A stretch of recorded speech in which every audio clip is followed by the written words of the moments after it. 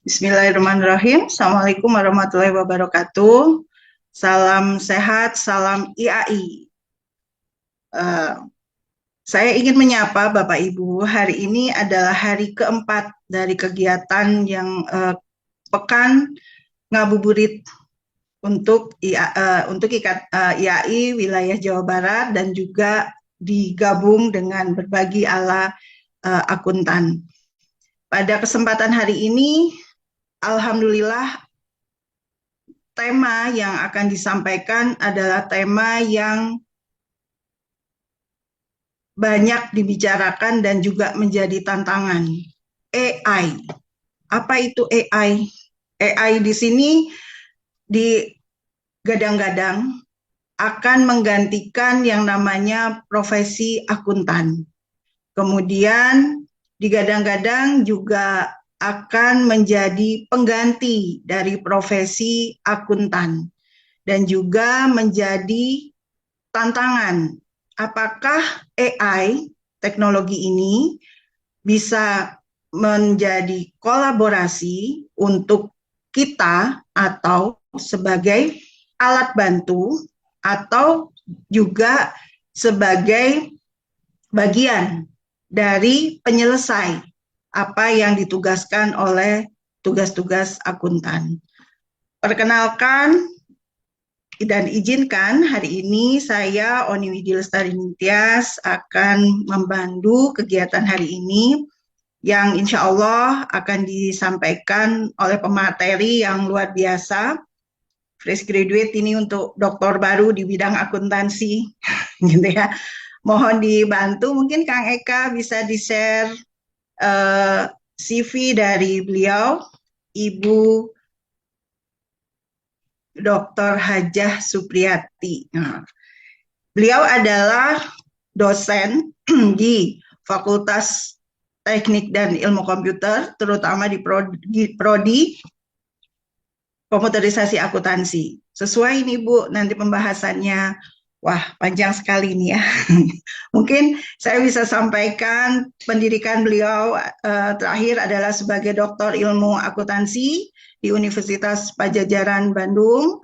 Baru lulus 2024 nih Bu, masih hangat doktor baru untuk di bidang akuntansi. Kemudian selesai di Magister Science juga di Universitas Padjadjaran pada tahun 2011.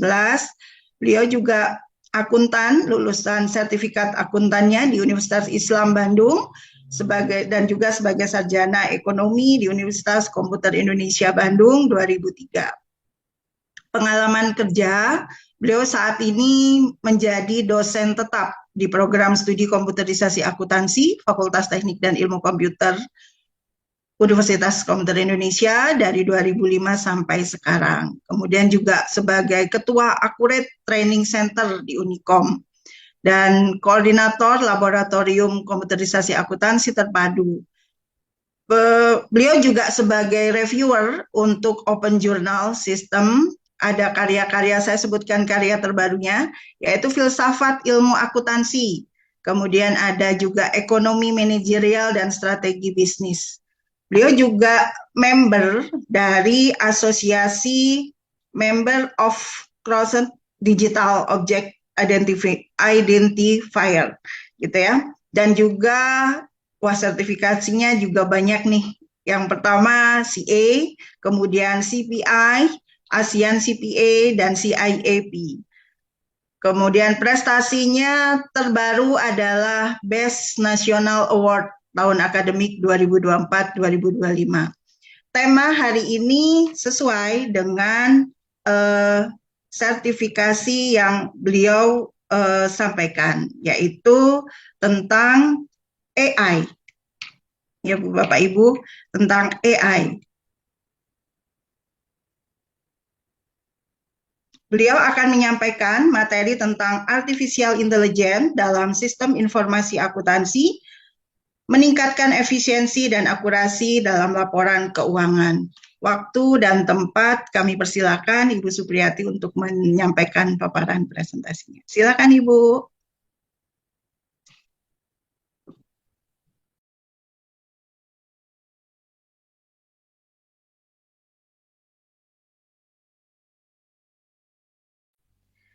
Baik, Bismillahirrahmanirrahim. Mohon izin layarnya apakah sudah terlihat?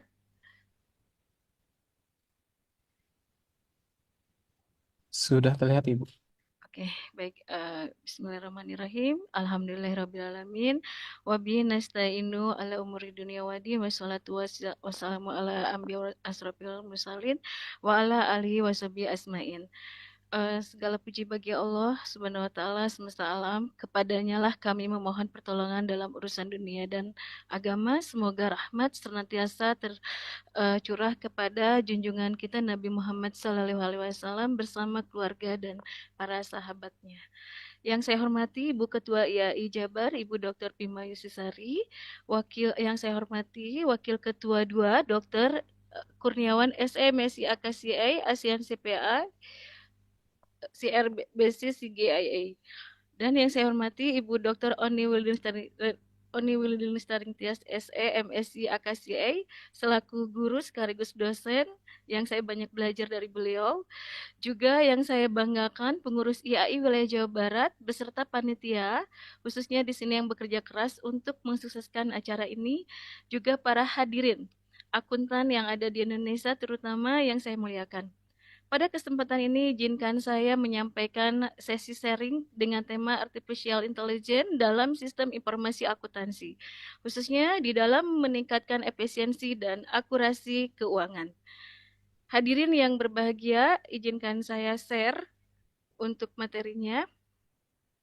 Baik, kita sering mendengar istilah AI, mungkin di sini sudah tidak istilahnya sudah tidak asing lagi untuk AI ini, bahwa ini adalah AI yang banyak digunakan saat ini terutama terkait dengan teknologi AI terkini.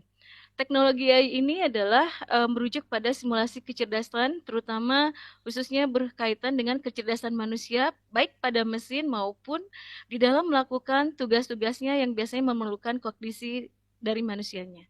Nah, tugas-tugas ini biasanya bisa meliputi pembelajaran, penelaran, pemecahan masalah, bahkan bagaimana kita mempersepsikan ataupun membantu manusia dalam pekerjaan rutinitas. Nah, AI ini adalah memadupadankan yang berkaitan dengan machine learning, deep learning, natural language processing, computer vision, dan robotic process automation. Nah, machine learning tidak asing lagi bahwa sekarang bahkan di dalam sosial media kita pun, baik itu ada di WhatsApp, ada di Facebook, Instagram, semuanya sudah bisa menggunakan Meta AI. Nah, teknik AI ini memungkinkan sistem belajar dari data hingga bisa membuat prediksi tanpa diprogram secara eksplisit.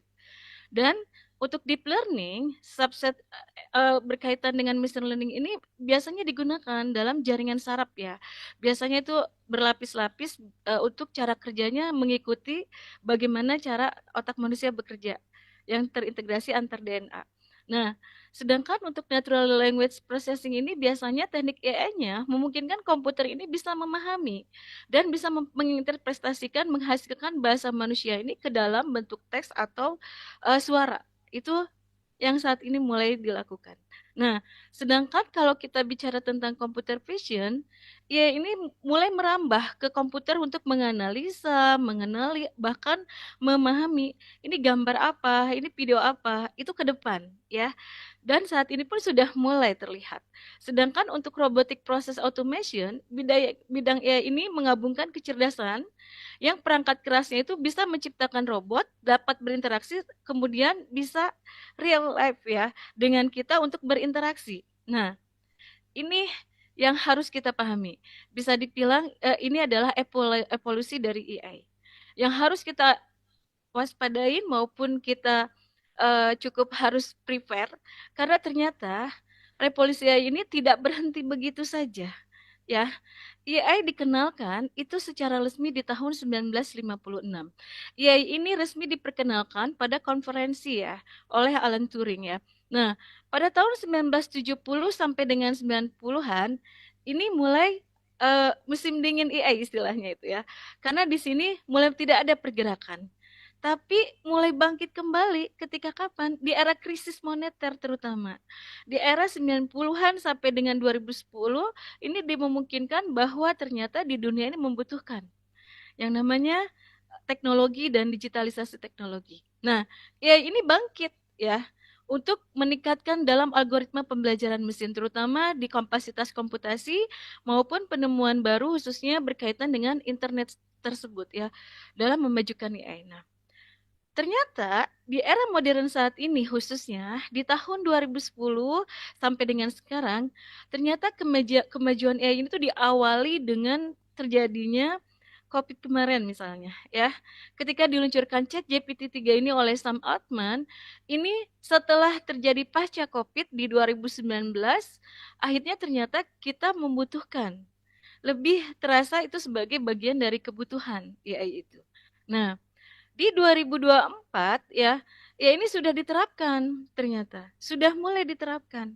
Pada tahun 2022, orang mulai memprediksi, mungkin nggak sih ya ini diterapkan untuk menganalisa keuangan. Ternyata di tahun 2024 ini, di mana ya ini sudah diterapkan dalam analisa keuangan bisa membantu prediksi pasar ya. Dan khususnya di sini diluncurkanlah ChatGPT 4 ya. Itu bagi yang gratis ya. Nah, dan mampu berkomunikasi dengan sangat cepat, bahkan sudah berkomunikasi biasanya melalui verbal dalam banyak bahasa. Makanya saat ini peluang terbesarnya di 2025 ini banyak sekali yang dibutuhkan terutama programmer-programmer untuk menciptakan AI tadi. Nah, 2025 ya ini mulai di ChatGPT dapat mengaktifkan sendiri kamera. Nah, Bapak Ibu mohon dengan sangat kalau sudah ada AI terutama di WhatsApp ya, itu hati-hati kameranya bisa menyala sendiri dan berinteraksi dengan kita. Jadi, diusahakan pada saat berinteraksi kita dalam kondisi kitanya aman ya. Nah, itu terutama biasanya kita karena merasa sangat tidak ada orang gitu ya, kita leluasa menggunakan pakaiannya misalnya seperti itu. Nah, itu mungkin harus sudah mulai berhati-hati karena di situ AI 2025 sudah mulai melakukan evolusi yaitu melihat ke dunia nyata di mana langsung bisa chat dengan kita, apa yang kebutuhan dengan kita. Nah, dan bahkan tahu situasi lingkungan kita, ekspresi wajah kita lagi sedih misalnya atau merespon bisa sangat cepat. Nah, itu ya. Bahkan bisa dijadikan beberapa itu menjadi teman curhat ya. Nah, itu. Prediksi 2026-2030, AI multifungsi ini lebih kontekstual, di mana lebih bisa dilihat dari berbagai sektor, baik dari medis, kesehatan, perkembangan mobil, otomotif terutama, bahkan robot yang sifatnya humanoid ya, bisa digunakan di berbagai industri, baik dari logistik hingga layanan pelanggan. Nah, integrasi AI ini lebih nantinya ke depan ke arah sistem pemerintahan dan keuangan. Sebagai contoh misalnya, saat ini nah, maaf ya, misalnya beberapa di pertanahan itu sudah mulai digitalisasi, semuanya serba elektronik. Nah, bisa jadi ke depan itu lebih ke arah sini ya. Pemanfaatannya adalah difungsikannya dengan robot. Nah, prediksi 2031 sampai 2035 ini era AI ini lebih ke intelligence ya. Ya ini berpikir, belajar, beradaptasi seperti manusia. Hingga ya ini mulai menyelesaikan berbagai tugas lintas disiplin. Bahkan bisa menciptakan teknologi baru sendiri. Bisa Bapak Ibu bayangkan gitu ya. Kalau kita dalam kondisi saat ini kita tidak mau belajar lebih tentang AI ini dan ternyata kita yang akhirnya menjadi si hanya usernya AI gitu ya. Jadi artinya mau tidak mau kita harus belajar supaya kita tetap menjadi SDM yang memiliki soft skill untuk menguasai AI tersebut. Nah, kombinasi ini dengan otak manusia ya, jadi artinya ini lebih ke brain computer interface ya. Jadi sudah koordinasinya ke arah sana. Bahkan diprediksi di evolusi bahwa AI di tahun 2036 sampai 2040 ya ini mulai melampaui kecerdasan manusia, baik dalam segala aspek. Dari kreativitasnya, intuisi, yang selama ini mungkin 2005, 2025, AI belum bisa melakukan kreativitas, intuisi, nanti 2036 diprediksi sudah mulai ke sana, ya, hingga berhasil mengambil keputusan strategis. Nah, ini nanti ada PR kita sebagai seorang profesi akuntan. 3 PR kita di kreativitas, intuisi, hingga pengambilan keputusan strategis yang saat ini kita masih aman. Tapi ke depan, nah kita sudah harus prepare untuk menyiapkan bagaimana perkembangan AI tersebut. Nah, bahkan di sini bisa mengolah ekonomi dan pemerintahan. ya. Bahkan robot humanoidnya pun mulai bekerja sebagai pekerja harian, menggantikan semua pekerjaan manusia. Jadi bisa dibayangkan, wahai para akuntan, bahwa kita kalau kita tidak menyiapkan kebutuhan soft skill terutama, nah itu akan lebih membahayakan sebagai seorang akuntan. Nah, di tahun 2041 sampai 2045, ini adalah usia bisa dibilang 45 ya, berarti usia berapa tahun tuh dari 1945 Nah, itu bisa Anda bayangkan ya, Bapak Ibu ya. AI berkembang dengan kecepatan eksponensial, membuat manusia tidak lagi bisa mengikuti perkembangannya. Karena AI ini sudah mulai membuat pola. Dia mulai menciptakan pola AI untuk AI sendiri tanpa ada bantuan manusia ke depannya itu. Jadi dia menggabungkan kesadaran mereka dengan AI-nya sendiri gitu. Itu luar biasa. Nah, itu prediksi ke depan seperti itu dilihat dari evolusi mengenai AI. Nah, bicara kita sebagai seorang akuntan tidak terlepas dari 5 prinsip dasar etika akuntan, ya. Etika akuntan ini kita bicara yang namanya integritas, tadi sudah disampaikan oleh Pak Kurniawan sebagai wakil ketua, ya. Nah, di integritas ini bagaimana kita tetap bersikap lugas dan jujur dalam semua hubungan profesional baik dalam bisnis. Dan prinsip yang kedua, objektivitas ya. Yang ketiga kita bisa bicara tentang kompetensi dan kehati-hatian khususnya dalam profesional. Baik itu dalam mencapai dan mempertahankan pengetahuan dan keahlian kompetensi kita, misalnya di level berbagai kondisi ya. Nah, serta bertindak sungguh-sungguh dan sesuai dengan standar profesionalnya. Serta bagaimana seorang akuntan bisa menjaga kode etik akuntannya, yaitu kerahasiaan, yang mungkin beberapa klien kita tidak ingin dipublish ya.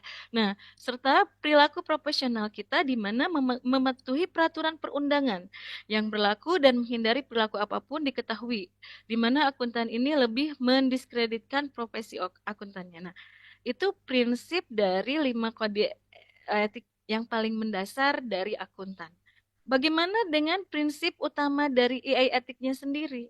Nah, ternyata di sini AI itu lebih ke transparansi. AI ini lebih menjelaskan yang dijelaskan dan dipahami oleh manusia.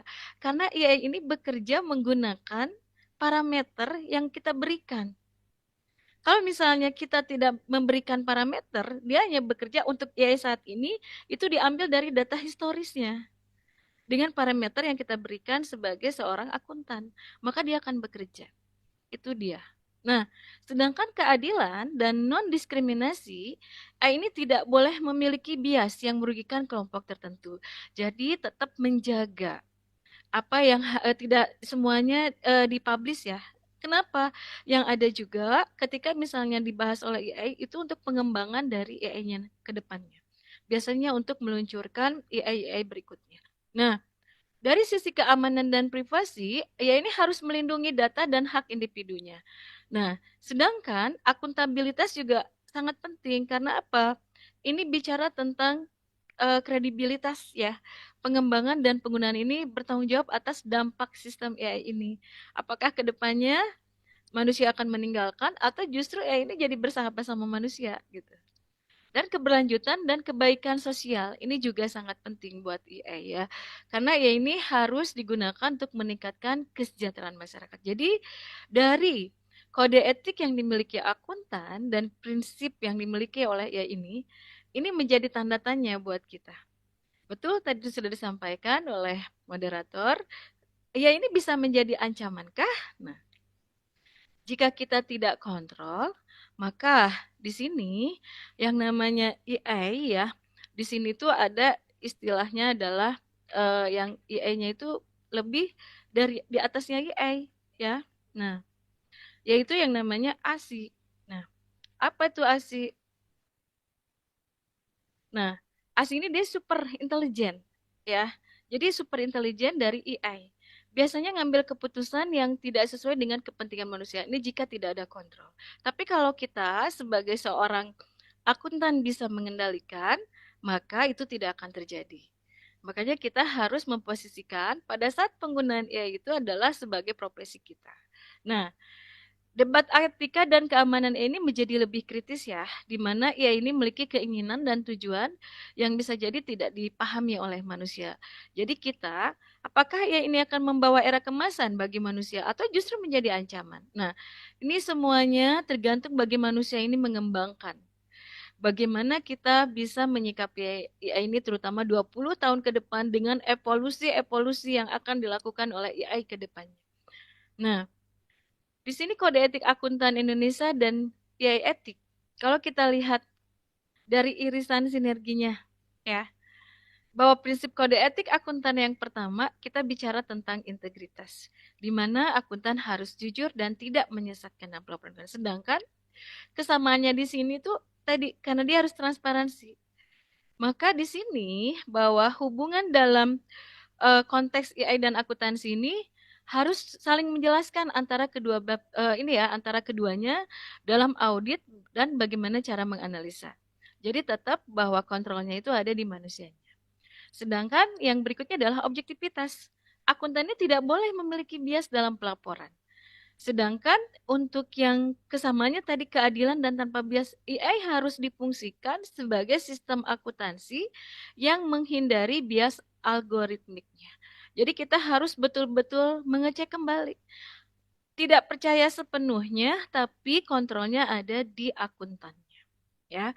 Nah, sedangkan kompetensi profesional ini dan keamanan dan akuntabilitas AI-nya ini kita bisa melihat bahwa ini bisa akuntansi harus dikembangkan dari sisi oleh tenaga ahli, khususnya dalam pembuatan standar audit maupun regulasi kebijakan keuangannya, misalnya seperti itu. Nah, karena apa? Ya tadi dia harus pakai parameter. Ketika parameter itu tidak dimasukkan ke dalam AI akan menjawab semaunya dia. Tapi ketika kita sudah memasukkan profesi kita sebagai apa, parameternya apa, itu akan sangat membantu. Dan kerahasiaan akuntan ya, khususnya di sini dalam menjaga informasi maupun di sisi kesamaan dengan AI itu dari privasi dan perlindungan data. Nah, ini juga ada beberapa data yang sifatnya sensitif ya, yang punya klien. Kalau memang misalnya data itu memang sudah ada perjanjian dengan pihak klien untuk tidak dipublish, misalnya ya sebaiknya kita menggunakan data simulasinya menggunakan data yang dummy saja, tidak menyebutkan kliennya supaya nanti tidak menimbulkan permasalahan. Nah, berikutnya adalah yang perilaku profesional. Nah, untuk ini akuntansi menjalankan tugas sesuai dengan hukum dan regulasinya. Nah, jadi manusia sebagai pengendali AI ini tidak boleh melanggar hukum terutama. Khususnya di sini kita harus menjaga bahwa AI ini adalah sistem keuangan yang mengikuti regulasi kebijakan perpajakan, maka parameter perpajakannya kita masukkan pada saat kita akan menggunakan AI. Audit kode etiknya seperti apa kita masukkan. Standar akuntansi yang berlaku yang mau kita terapkan di mana kita masukkan parameternya. Maka itu akan menjadi kontrol pada saat yaitu memberikan jawabannya.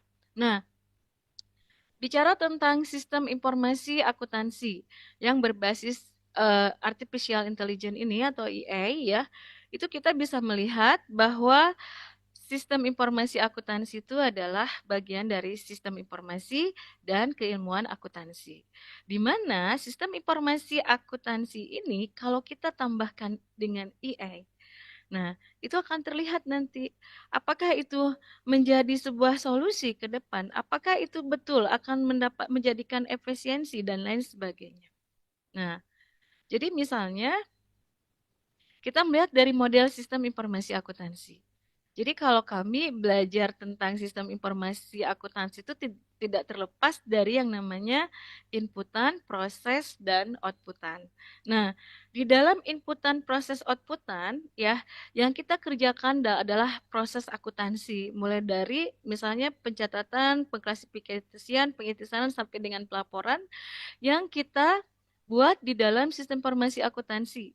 Di mana sistem informasi akuntansi itu mengerjakan mulai dari pengerjaan adanya bukti transaksi seperti faktur, jurnal ya, faktur misalnya baik faktur jual, faktur beli misalnya dan kas yang kemudian kita masuk ke dalam NLP ya dan computer vision ini. Kemudian kita olah gitu ya. Ini proses kerjanya. Nah, jadi model ini tuh kita olah, kita konsepkan ke AI keamanan data ya, di mana data ini yang harus kita kendalikan, kita masukkan juga parameter-parameter yang kita inginkan supaya nanti si AI ini tuh bekerjanya tidak seinginnya dia gitu, tapi sesuai dengan kebutuhan kita.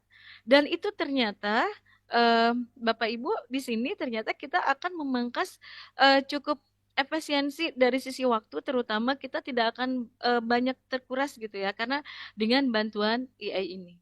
Nah, kemudian diproses datanya tersebut, kemudian ini ya, jadi kita akan bisa menghasilkan laporan keuangan ya, dan bagaimana analisis tren keuangan tadi, baik itu bisa memprediksi kas, deteksi kesalahan ataupun fraud dalam pembukuannya. Nah, bicara mengenai sistem informasi akuntansi ini, kalau kita lihat ya, bahwa ini tuh memberikan data yang cukup bisa dibilang mulai signifikan ya, karena efisiensi dan akurasi laporan keuangan ini bisa kita ukur presentasinya, terutama misalnya untuk meningkatkan efisiensi.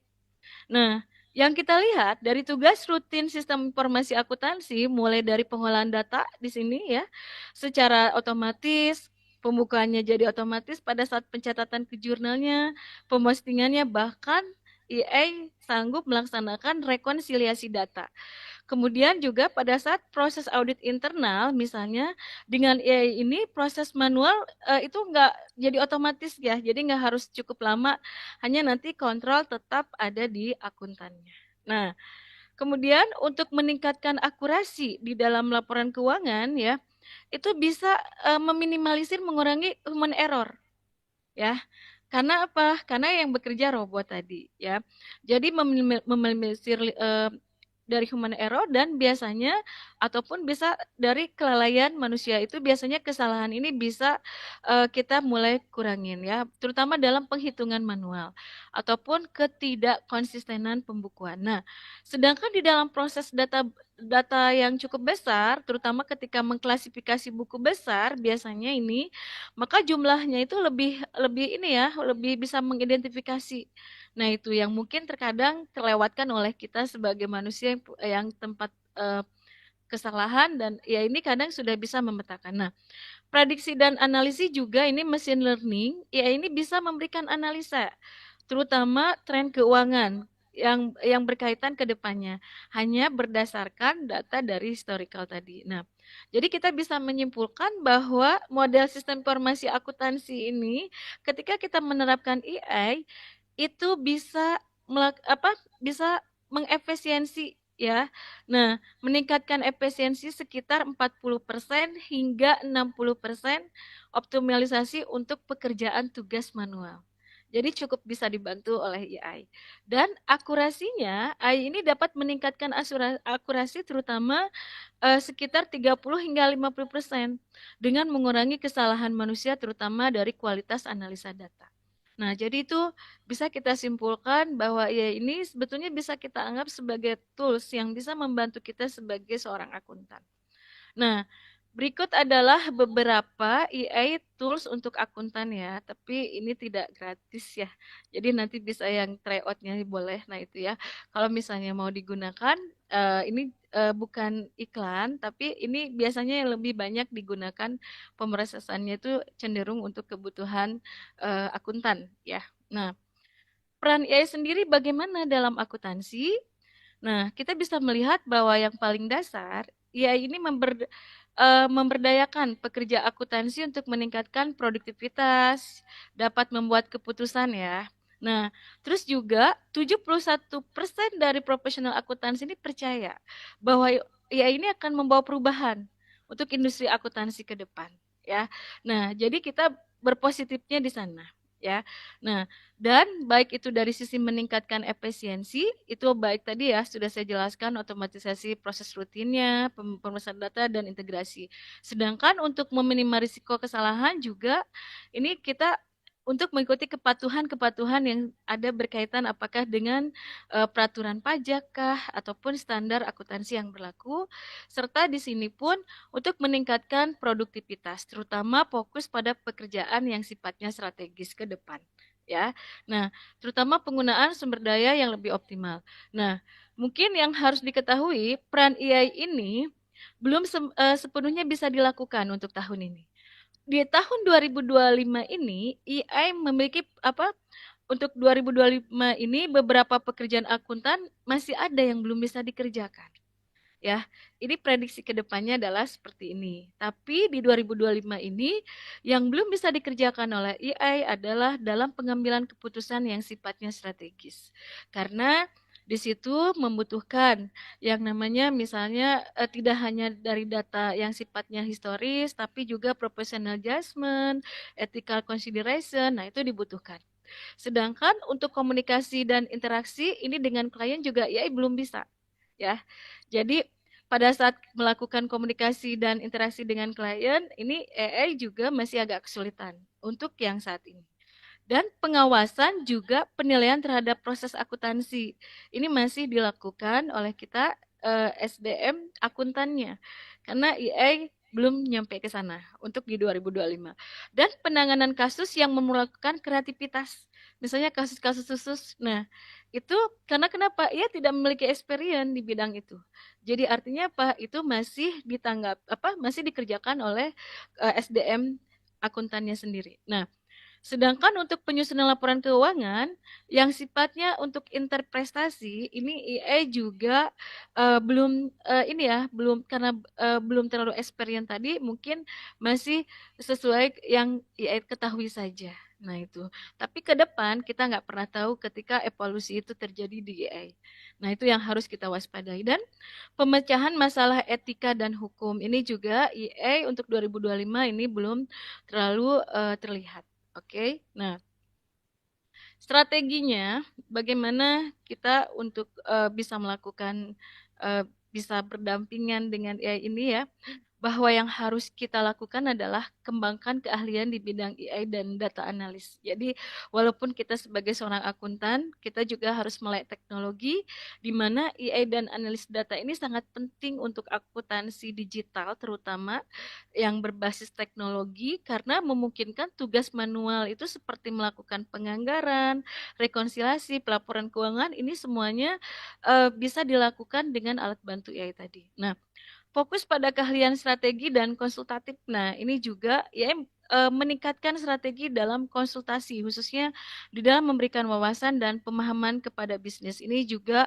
yang sedang dilakukan pengembangan oleh AI ke depan. Jadi artinya kita pun yang belum dimiliki AI saat ini adalah institusi. Nah, misalnya kita kuatkan di sana, ya.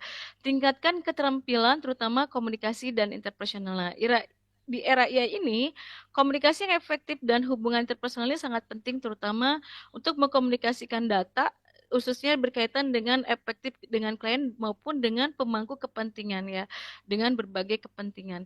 Juga kita harus selalu belajar beradaptasi dan bangun selalu jaringan dan reputasi profesional terutama berkaitan dengan bagaimana kita banyak belajar tidak hanya dengan keilmuan kita saja tapi dengan keilmuan yang memang mendukung di sekitar kita yang bisa dijadikan sebagai tools dalam membantu profesi kita.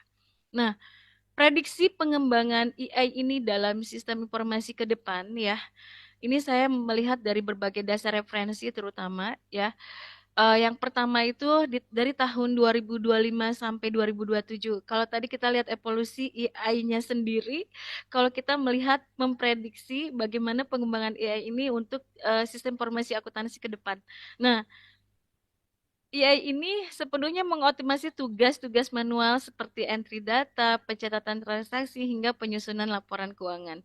Dan juga lebih ke NLP, bagaimana natural language processing-nya, di mana semakin memungkinkan AI ini memahami, memproses dokumen, terutama berbagai jenis dokumen ke depannya.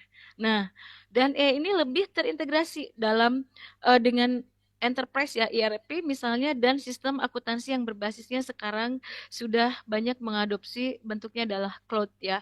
Di mana di sini memungkinkan perusahaan mendapatkan laporannya secara real time dan akurasinya lebih tinggi. Nah, ini saya dapatkan dari dua referensi dari McKinsey dan Deloitte ya. Nah, sedangkan prediksinya di 2027 sampai 2030, IA ini bisa melakukan analisis prediktif di mana berdasarkan pola keuangan masa lalu hingga tren ekonomi.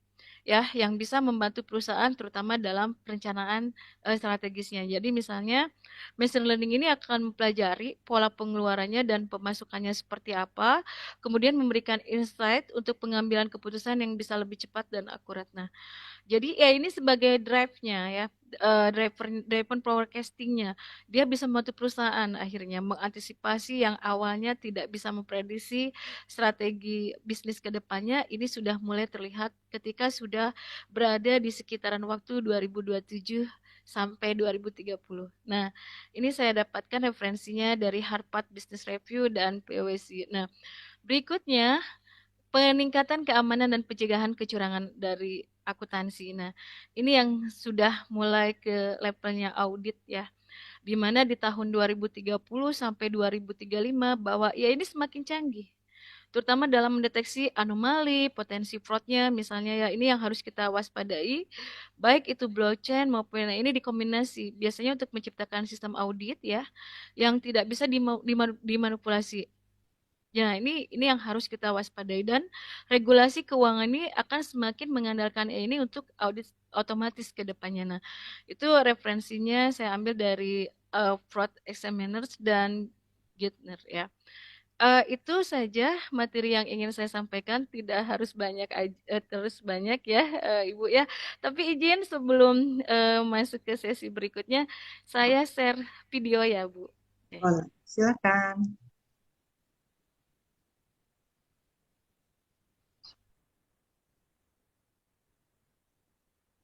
Mungkin ini sebagai evaluasi kita juga dan kita lihat ke depan.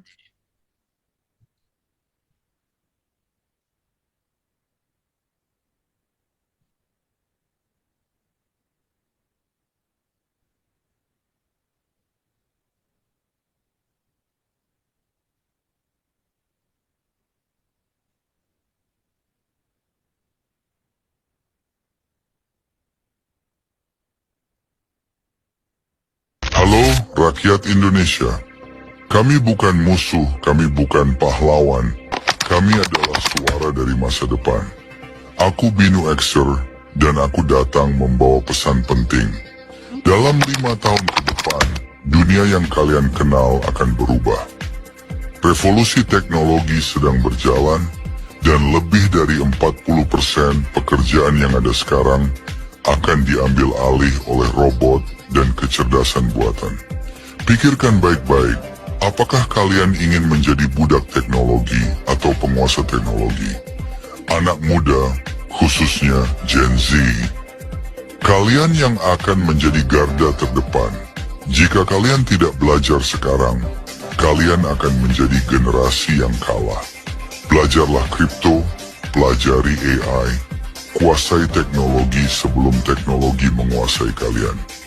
Waktu semakin menipis. Dunia tidak akan menunggu kalian untuk sadar. Jangan sampai menyesal ketika semuanya terlambat. Pesan ini bukan sekadar peringatan. Ini adalah panggilan untuk bangun dari tidur panjang kalian. Kuasai masa depan atau ditinggalkan sejarah. Pilihan ada di tangan kalian. Baik, terima kasih. Oke. Baik, itu saja. Mungkin saya kembalikan lagi ke moderator. Mangga Ibu. Terima kasih Bu Yati, alhamdulillah luar biasa ya. Ternyata dunia sudah semakin sempit gitu ya. Dan kita sudah pernah merasakan pada saat zaman COVID, sekarang kita dituntut untuk bisa menjadi bagian atau kita bisa jadi tertinggal. Video itu sebagai pengingat. Terima kasih Bu Yati sudah mengingatkan kami dari generasinya Ibu, generasi dan ke generasi sekarang sebagai penghubung, bahwa kami pun harus tetap menjadi manusia pembelajar, gitu ya. Ini ada pertanyaan Bu, mohon dibantu untuk dijawab. Kita coba sharing. Pertanyaan dari Ibu Nurul Fatimah. Beliau ingin menanyakan bagaimana cara menyeting smartphone ke mode minimalis sehingga efek negatif AI seperti yang bisa tanpa sadar merekam gambar kita itu tidak terjadi. Kemudian selain bahaya tersebut juga, sekarang ini mulai trending katanya, pembahasan tentang overstimulasi dopamin akibat penggunaan aplikasi di smartphone yang membuat orang sulit untuk fokus dan aksius gitu. Mangga kita satu-satu dulu ya Bu ya. Ya, Silakan Bu. baik, Bismillahirrahmanirrahim. Izin saya menjawab untuk Ibu Nurul ya, Bu. Nah, Ya. bagaimana kita mengatur smartphone ini ke mode minimalis, terutama khusus mengurangi potensi ya, dampak negatif teknologi ya, kalau tidak salah. Nah, yang harus kita lakukan adalah kita harus bisa mengecek sendiri, nonaktifkan aplikasi yang tidak perlu, terutama kita lakukan uninstall. Biasanya itu kalau bawaan setelah melakukan riset pabrik, itu isinya semua fitur-fitur pasti muncul itu. Dan itu akan menyita banyak kapasitas memori. Nah, yang harus kita lakukan adalah uninstall aplikasi yang tidak penting, terutama yang sifatnya hiburan atau overly stimulans. Nah, itu biasanya pemicu ya. Biasanya mereka akan masuk ke sana gitu ya, untuk melakukan hal yang aneh-aneh. Nah, pilih hanya aplikasi yang benar-benar dibutuhkan, terutama berkaitan dengan pekerjaan ataupun komunikasi yang cukup penting saja. Itu yang pertama. Nah, yang harus diaktifkan kedua itu gunakan mode fokus ya, atau do not disturb ya. Jadi beberapa smartphone itu ada mode fokusnya itu yang do not disturb ini memblokir beberapa notifikasi yang sifatnya gangguan biasanya. Nah, sehingga bisa mengurangi overstimulasi ya, terutama dopamin tadi misalnya ya. Ini terutama sekaligus menjawab ya Bu ya. Nah, gunakan fitur ini sebagai untuk pada saat bekerja terutama ini biar atau saat istirahat, jadinya itu tidak akan mengganggu kita ya. Karena kalau kita tidak misalnya memilih mode untuk do not disturb ini itu bisa membahayakan kita, terutama kita jadi nggak bisa fokus. Nah itu. Nah, atau istilahnya tuh modenya jangan diganggu bahasa Indonesianya Bu. Jadi kita jangan diganggu, kita lagi fokus gitu. Nah itu.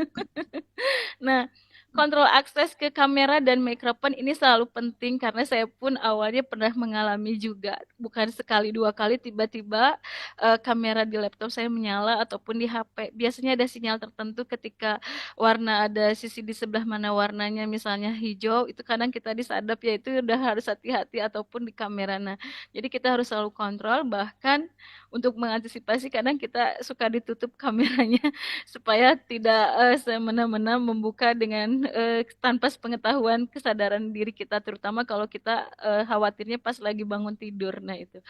Jadi kontrol akses ke kamera dan mikrofon terutama, karena dari mikrofon itu sangat bahaya ya. Jadi yang harus diperhatikan adalah cek pengaturan aplikasi di smartphone ya, terutama pastikan bahwa aplikasinya hanya dapat mengakses kamera atau mikrofon itu ketika benar-benar diperlukan. Jadi usahakan selalu ada izin dulu gitu ya. Jadi jangan otomatis diizinkan, itu yang bahaya. Biasanya tuh mudah ya. Terus di iOS-nya sendiri dilakukan melalui settingan privasi.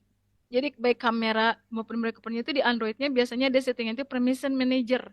Nah itu kita klik jadi biar kita tidak apa namanya tidak salah gitu ya pada saat kalau misalnya itu tidak diklik permission manager itu yang beresiko. Jadi kita semena-mena ya kemana-mana bahaya itu ya. Nah terus berikutnya. Nah, pengaturan untuk notifikasinya ya, matikan notifikasi dari aplikasi sosial media terutama ya, yang tidak penting. Kadang kita teh kepo gitu ya, ketika ada berita apa lagi hangat ya Bu ya, terus kita tuh Ya. penasaran pengen buka, ya apa sih gitu ya. Nah, jadi itu notifikasinya sebaiknya supaya kita tetap fokus ya, kita matikan dulu lah pada saat kita sedang fokus. Nah, dan atur notifikasinya ini apakah aplikasinya ini benar-benar relevan atau apakah pesan atau email. Nah, itu yang harus kita apa yang diprioritaskan misalnya dari email nih ya. Dan hati-hati juga pada saat ada email, sekarang email tuh banyak yang ngasih link-link. Nah, ini hati-hati. Kita jangan main asal klik link dari email-email juga. Nah, gunakan mode gelap atau pengaturan tampilan ya. Biasanya kalau kita modenya gelap ini, biasanya kan ini ya mengurangi tekanan visual terutama. Jadi menggunakan smart mode-nya lebih nyaman ya. Khawatir besi salah mijit atau apa. Nah ini ya, terutama kecerahan layar ini biar fitur kalau misalnya ada apa-apa, kita bisa terantisipasi mata kita tetap sehat. Nah, saya termasuk yang sebenarnya kebanyakan juga Bu. Nah itu ya awalnya kayak gunakan aplikasi pembatas waktu. Nah ini juga sangat penting ya. Beberapa kita sudah harus menyeting ya, mengatur batasan waktu, terutama misalnya untuk waktu ini freedomnya kapan gitu ya, dalam mengurangi kecanduan terhadap aplikasi, terutama dalam overstimulasi. Nah biasanya itu banyaknya sih dari anak-anak terutama ya kalau nggak dikontrol orang tua. Tapi kalau kita sebagai akuntan ya kita juga harus bisa optimalisasi dari sisi waktu. Nah, aktifkan fitur pembatasan privasi terutama karena banyak smartphone ini memiliki fitur seperti privacy dashboard ya. Biasanya itu untuk memantau dan mengontrol apakah data ini bisa diakses oleh aplikasi atau tidak. Nah, ini harus kita perhatikan, dan tata letak layar kita juga harus diperhatikan ya. Dan satu lagi, jaga kebiasaan kita pada saat kita menggunakan smartphone karena itu sangat pengaruh. Mungkin itu Baik, kalau bagaimana Ibu pertanyaan. Nurul? Semoga bisa menjawab. Atau ada yang mau ditanyakan lagi, diperjelas Ibu Nurul? Oke, cukup. Baik. Saya berpindah ke yang online ini, Bu. Ini ada yang raise hand. Silahkan Ibu Rahma.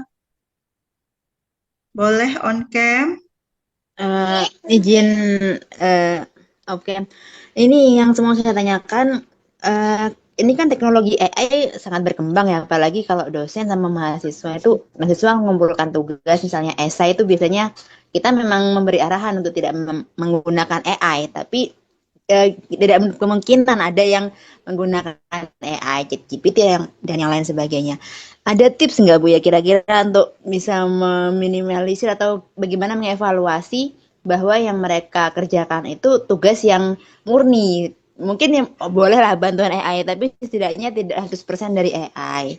Mungkin itu yang ingin saya tanyakan. Terus terkait dengan Tridharma, kita juga menulis sepertinya ini topik yang sangat hangat ya terkait AI, blockchain atau hal apa. Ada referensi nggak Bu? Kira-kira topik apa yang bisa dikaitkan untuk riset terkait dengan AI? Terima kasih. Wah, nyambung ini Bu. Ini kayaknya Bu Rahma akuntan pendidik nih, Bu. Iya. Bu Yati. Baik, terima kasih Bu. Nah, mungkin yang harus kita pahami karena kebetulan saya juga salah satu editor jurnal dan reviewer jurnal, bahkan saya mereview beberapa proposal juga ya, terutama program kreativitas mahasiswa. Ini bisa dibilang ritmenya sama ya dengan yang dirasakan sama Ibu Rahma ya. Tapi kita bisa mengendalikan bahwa kita harus mengenal dulu polanya. Jadi artinya kita akan melihat bahwa ini itu ada perbedaan antara bahasa robot dengan bahasa manusia gitu ya. Jadi biasanya karena kita juga tidak munafik ya, ibaratnya kenapa saya bilang seperti ini gitu ya. Karena ternyata saya sendiri sebagai seorang reviewer beberapa jurnal, saya banyak dibantu oleh AI. Nah itu ya. Karena apa? Itu untuk memudahkan pekerjaan saya. Contoh hal baru gitu. Apalagi kalau misalnya kebetulan dapat hal baru yang bukan ilmunya. Contoh di beberapa jurnal misalnya. Mohon maaf, saya misalnya ada sebagai reviewer jurnal Sinta 2 yang misalnya di situ komunitasnya informatika gitu. Sedangkan saya orang akuntan sendiri gitu dari jurnal itu yang sebagai reviewer. Tapi di situ bahkan setiap bulan tuh kadang mereview tuh bukan 1-2 artikel gitu ya. Yang bahasanya saya sendiri hal baru. Nah, itu biasanya saya akan menggunakan bantuan AI gitu ya.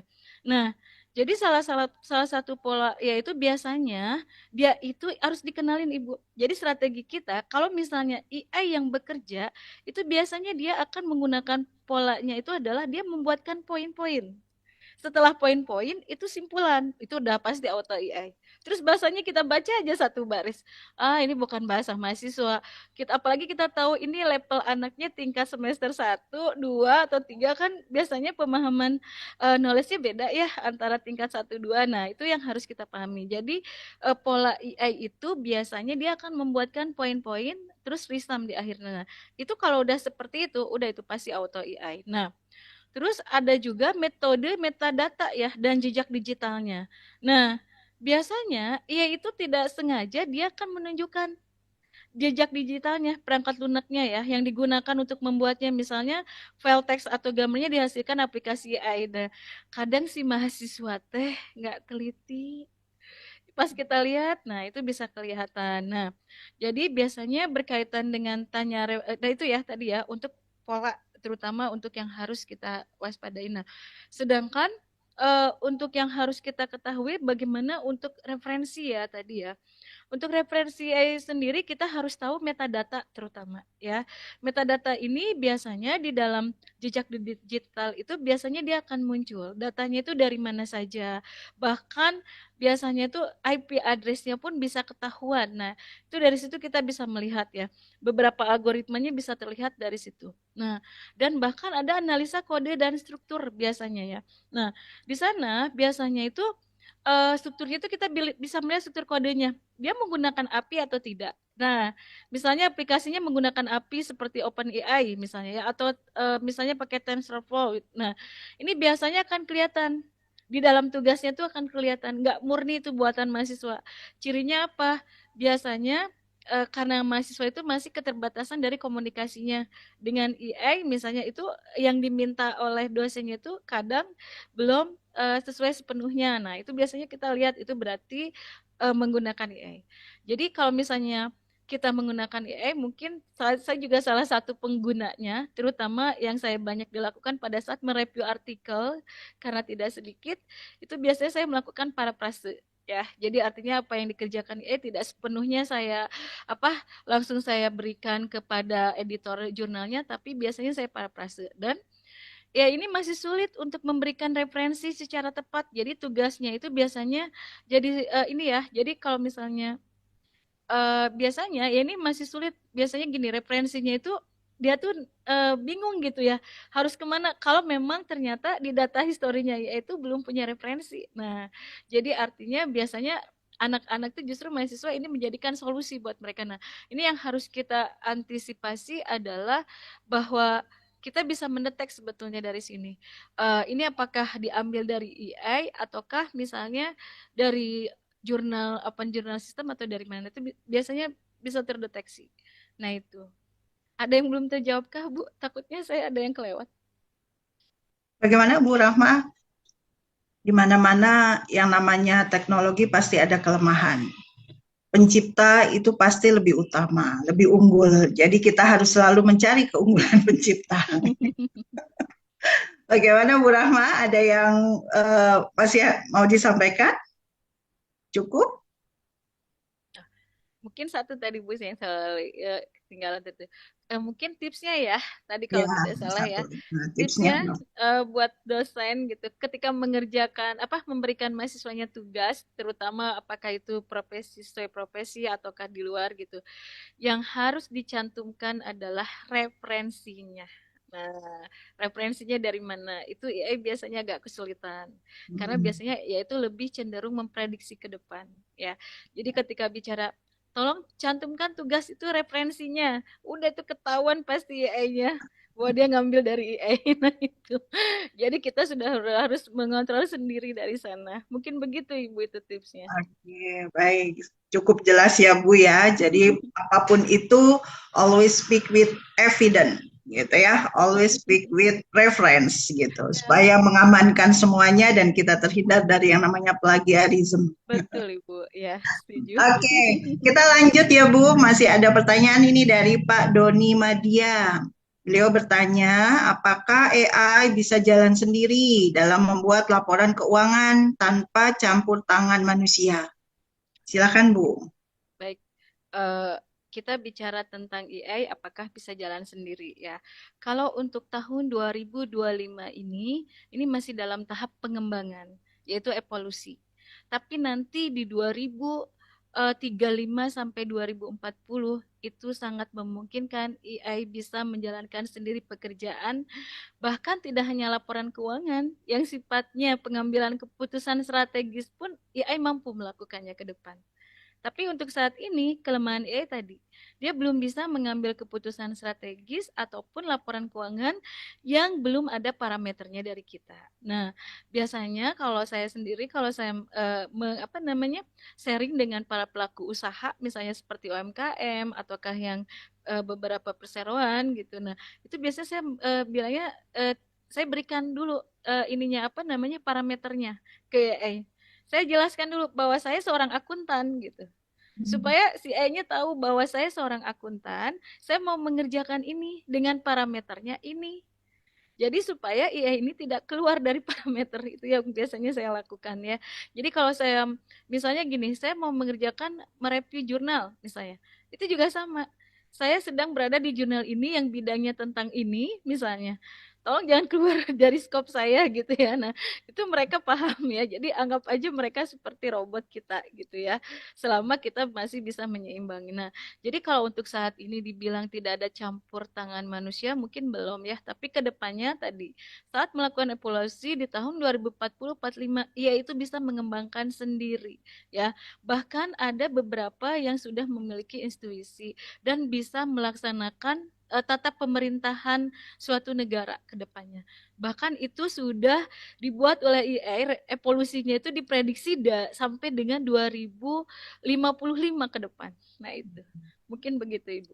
Baik, terima kasih. Jadi yang namanya manusia tetap, ya Bu ya, tetap harus bisa memberikan istilahnya itu clue, batasan, walaupun kita menggunakan teknologi canggih. Istilah canggih itu kan canka panggih, gitu ya. Jadi mungkin ya di sini artinya tetap kita sebagai manusia, makhluk yang luar biasa, yang harus bisa memimpin teknologi yang dibuat oleh manusia, gitu ya Bu. Ini ada pertanyaan berikutnya Bu, ini sambil silakan Bapak Ibu yang online jika ingin bertanya sambil menunggu, saya akan membacakan pertanyaan ini dari Bu Sri Rahayu. Beliau bertanya, bagaimana dengan software, khususnya akuntansi yang sudah banyak digunakan, dan AI mungkin menjadi ancaman atau juga partner dalam pengembangan teknologinya, seperti itu. Baik, Bu Sri ya Bu ya tadi. Ya, Bu Sri Rahayu. Tadi mungkin review sedikit ya, sudah saya jelaskan di awal bahwa di tahun 2025 ini AI masih memiliki keterbatasan di yang tahun ini karena itu mengikuti perkembangannya nanti, di mana untuk beberapa aplikasi, software aplikasi untuk akuntansi saat ini itu masih safety, tapi nanti ke depannya harus berdampingan dengan AI. Artinya justru dengan adanya aplikasi ini di dalamnya sudah integrasi dengan yaitu untuk ke depannya ya. Karena keterbatasan dalam pemahaman terutama ya ini kenapa saat ini masih memiliki keterbatasan terutama artinya kalau saat ini masih aman tapi kita menyiapkan ke depan. Jadi jangan maksudnya terlalu nyantai terlalu lama gitu ya. Ternyata di depan sana proses bisnis sudah sangat berubah. Bahkan kita sudah bisa memprediksi ataupun unpredictable 5 tahun ke depan. Nah, keterbatasan pemahaman konteks AI ini meskipun misalnya sangat efisiensi ya dalam mengolah data, tapi masih memiliki kesulitan. Ya ini kenapa? Karena keputusan berkaitan dengan perencanaan terutama yang sifatnya strategis AI belum bisa. Terus datanya itu hanya histori yang di saat ini ya. Nah itu dan biasanya ini tujuan jangka panjang pun belum bisa. Kalau hanya pemenuhan untuk menginput data saja, misalnya memasukkan data ke dalam aplikasinya tanpa ada campur tangan manusia, itu bisa mungkin ke depan dilakukan oleh AI. Ya, tapi untuk saat ini, ya misalnya kalau buktinya secara fisik itu adalah misalnya faktur penjualan, ya faktur penjualannya itu misalnya dia tuh dokumen bukan software tapi hard file ya. Nah itu karena dia bentuknya hard file masih harus diinput oleh campur tangan manusia. Tapi kedepannya itu karena sudah digitalis semuanya itu akan memudahkan AI untuk bekerja. Nah, itu salah satunya mungkin seperti itu. Ya, berarti kalau software itu intinya adalah membantu gitu ya, Tools. untuk Sebagai tools ya. ya, sebagai tools ya, membantu kita untuk mengotomatiskan tugas-tugas rutin gitu ya. Ya, Seperti misalnya mengentry data, betul. pembukuan, kemudian rekonsiliasi, mungkin kalau di entitas perbankan gitu ya. Nah, mungkin itu menjadi apa ya, alat bantu kalau untuk softwarenya. Nah, ini ada pertanyaan lagi nih Bu dari Pak Yufrizal. Kalau tadi softwarenya, kalau ini beliau menanyakan bagaimana nih seharusnya seorang akuntan itu melihat AI ini sebagai tantangan dan peluang sehingga keberadaan seorang akuntan ini selalu eksis. Waduh, kayaknya ini kita memang harus mempopulerkan kembali gitu ya, akuntan AI gitu ya. Ide baru tuh. Kalau Baik. akuntan pasti manusianya, tapi kalau akuntan AI, robot akuntan berarti ya. Baik. Silakan. Nah, baik. Sepertinya ini challenge ya, Bu, buat kita seorang akuntan ya. Kayaknya. Baik, terima kasih Pak sudah mewakili bahwa kita seorang akuntan diingatkan kembali ya. Apakah ini menjadi tantangan atau sebuah ancaman dengan adanya AI ini? Jadi kalau kita itu bisa tergantung kita melihat dari sudut pandang mana, ya. Pada saat kita bicara ini adalah sebuah tantangan, karena apa? Karena AI sudah menggantikan kita dari pekerjaan yang rutin, sudah dikerjakan oleh AI. Semuanya sudah mulai dipangkas dari sisi dari sisi waktunya. Bahkan ini akan berpengaruh terhadap efisiensi. Jadi otomatisasi tugas rutin ini bisa menjadi tantangan ya. Contoh kayak pencatatan transaksi, rekonsiliasi bank. Nah, itu kan sudah bisa dilakukan oleh AI. Nah, tantangan bagi akuntan ini jika akuntan hanya mengandalkan keterampilan manual, tapi juga sebagai seorang akuntan yang perlu diingat, kita tidak boleh sampai melupakan ya, melupakan yang disebut dengan skill dasar kita. Skill dasar kita adalah mulai dari mengerjakan dari siklus akuntansi tadi, kita jangan sampai kita lupa. Karena itu sebagai skill untuk kita bisa melakukan yang namanya professional judgment ke depannya. Nah, hal ini biasanya tantangan bagi akuntannya ini biasanya menuntut seorang itu untuk mengembangkan keterampilannya supaya lebih kompleks, lebih tinggi itu tantangannya. Karena artinya apa? Bahwa kita tidak bisa misalnya kita nggak punya kemampuan lebih hanya seorang akuntan saja. Itu sudah tidak bisa lagi untuk saat ini hingga ke depan. Ada skill-skill baru yang harus kita miliki, terutama skill yang berkaitan dengan bagaimana kita menguasai teknologi tadi. Dan kita harus bisa public speaking. Karena AI itu isinya itu kita tuh kayak sedang ngobrol ya Bu ya.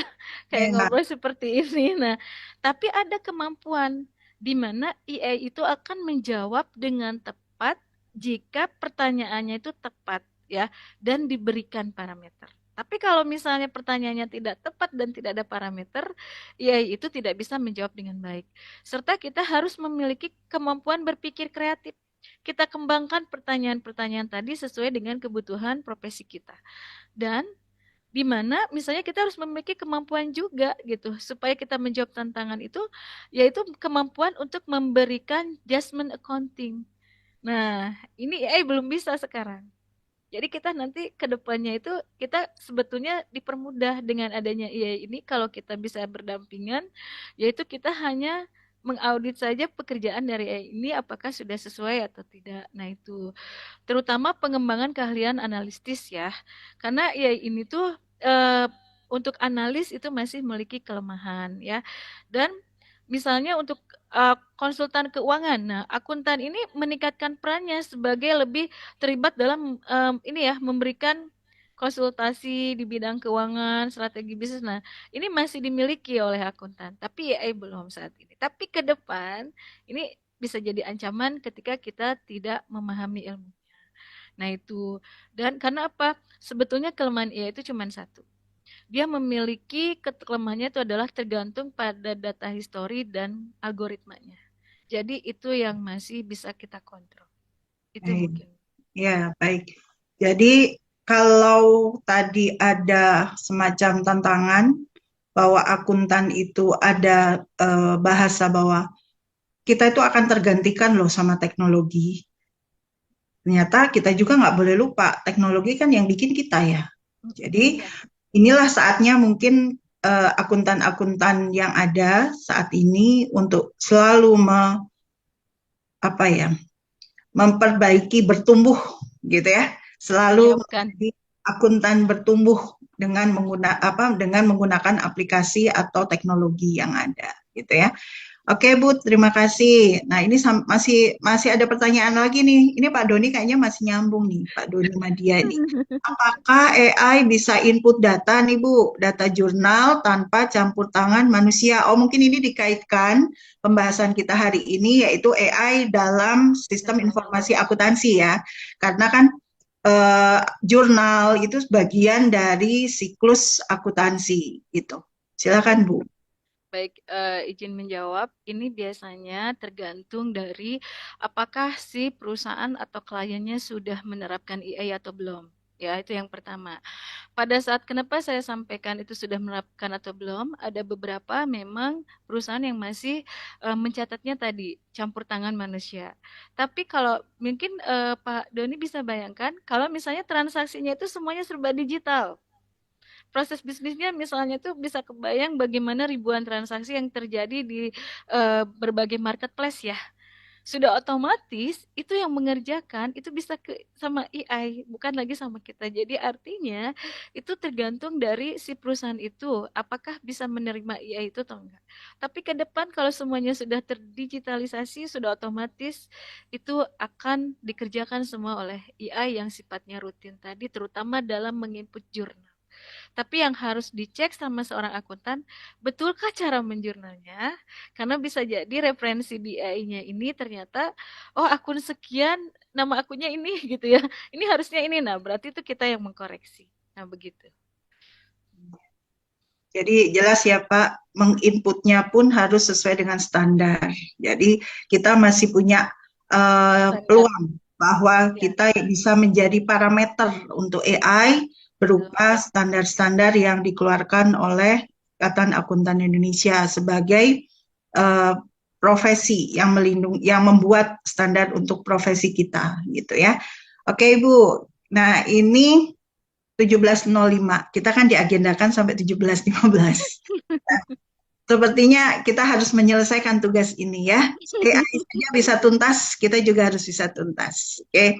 Ini ada pertanyaan dari Bapak mungkin ini ya, Bapak Khairul Amri Hasibuan. Beliau bertanya, Bu, kalau ChatGPT tergantung seberapa sering kita menggunakan prompt tertentu ya, Bu. Nah, silakan, Bu. Gimana nih? Dijawab Ibu. Pak Khairul ya tadi ya. Jadi kalau konteks dalam penggunaan ChatGPT sendiri biasanya ini meskipun modelnya ini tidak memiliki ingatan ya, biasanya informasinya itu dia akan berprediksi jangka panjang, percakapannya panjang biasanya ya. Nah, berinteraksi dengan ChatGPT ini biasanya mempengaruhi beberapa hasilnya. Contoh misalnya itu pertanyaan-pertanyaan itu akan dilihat oleh ChatGPT. Jadi dia akan menjawab yang secara general. Kecuali kalau kita misalnya pertanyaannya itu ada lanjutan. Nah, ketika kita ada lanjutan pertanyaannya, maka percakapan yang sedang berlangsung ini biasanya ini akan lebih ini lagi, dia akan lebih detail lagi jawabannya. Jadi itu tergantung kita. Nah, prompt PT yang konsisten biasanya ini kalau misalnya menggunakan prompt PT nih, misalnya di ChatGPT-nya ya, misalnya ini biasanya apakah sering berulang kali ataukah mungkin hanya mendapatkan respon yang konsisten aja gitu ya. Jadi kita sendiri yang harus berkreativitas menggunakan bahasanya. Jadi misalnya kebutuhan kita untuk apa, tujuan kita apa. Jadi pada saat kita di prompt itu-nya kita sesuaikan dengan kebutuhan kita. Nah, pola pertanyaan dan tema ini biasanya yang akan diperhatikan oleh ChatGPT ya. Jadi pada saat memberikan respon, kadang-kadang misalnya contoh, bahkan saya sendiri sempat diskusi dengan AI misalnya untuk gambaran tema ini Bu. Nah itu ya.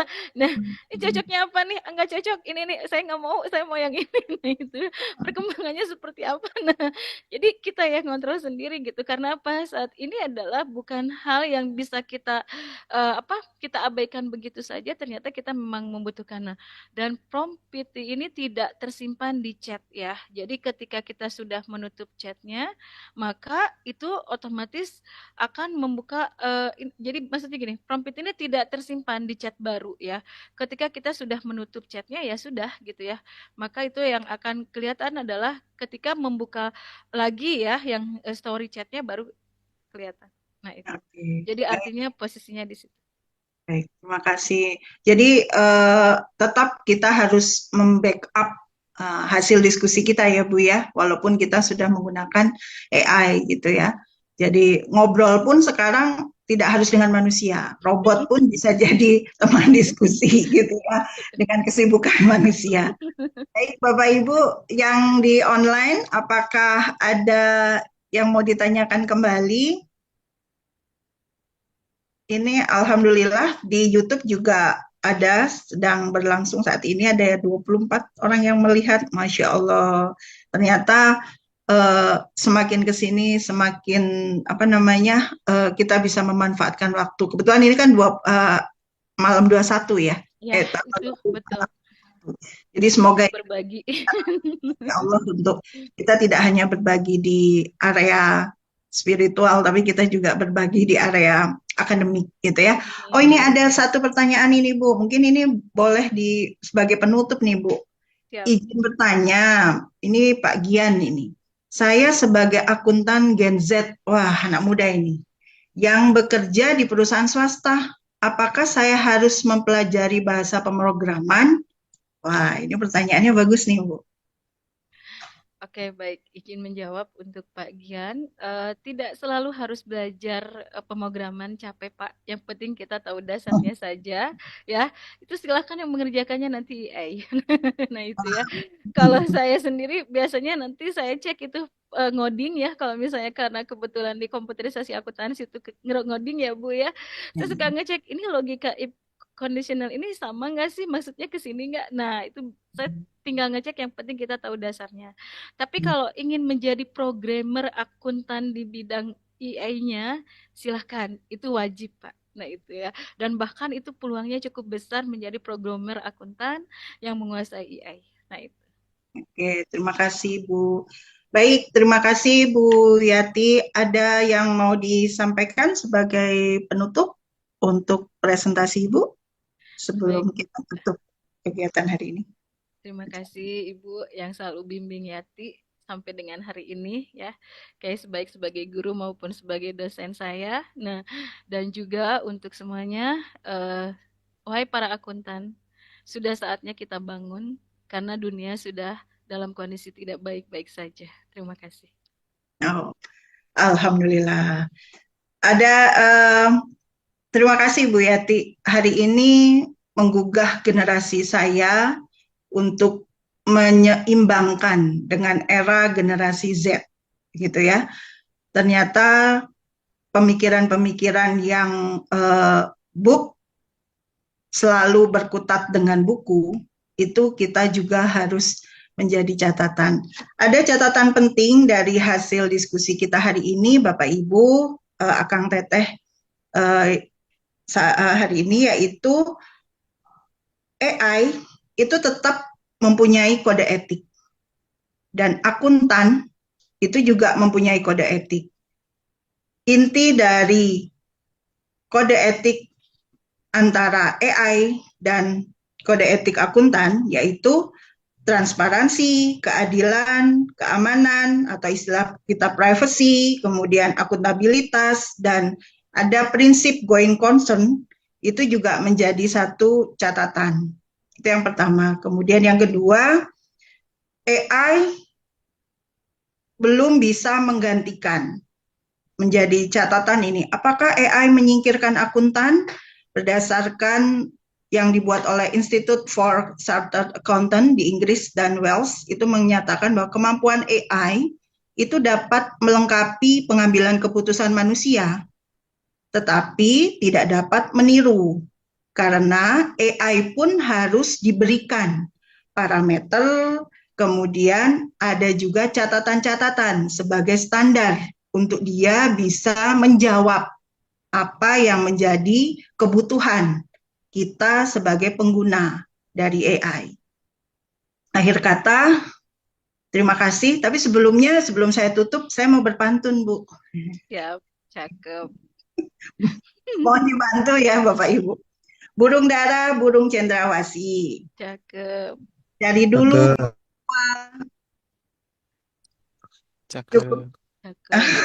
malu-malu ini pesertanya. Cukup sekian, terima kasih. Semoga bermanfaat untuk kita semua. Akhir kata, Cakep. hari ini hari yang luar biasa. Terima kasih Bu Yati atas waktunya dan sharing ilmunya.